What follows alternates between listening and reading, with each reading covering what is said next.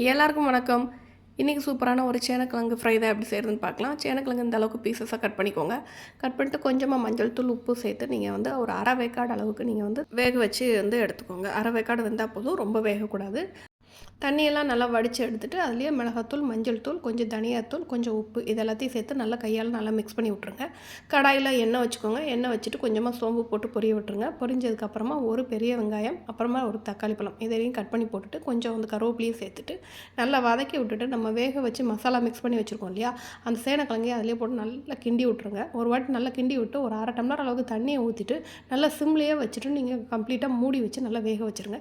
இந்த சிம்லேயே வச்சு வேக வைக்கும்போது நல்லா அந்த மாதிரி வெந்து கலர் மாதிரி உங்களுக்கு அந்த டெக்ஸ்டரே பார்த்தீங்கன்னா நல்லா மொறுமொறுன்னு உங்களுக்கு கிறிஸ்பியாக இருந்த மாதிரி கிடச்சிருக்கும். கடைசியாக கொஞ்சமாக கரம் மசாலா தூள் போட்டு நல்லா மிக்ஸ் பண்ணி விட்ருங்க. மிக்ஸ் பண்ணி விட்டுட்டு அப்படியே சிம்மில் ஒரு 2 நிமிஷம் வச்சுட்டே இருக்கீங்கன்னா சூப்பரான சேனக்கிழங்கு ஃப்ரை ரெடி ஆயிடுச்சுங்க. பிடிச்சிருந்தா சப்ஸ்கிரைப் பண்ணுங்கள். தேங்க்ஸ் ஃபார் வாட்சிங்.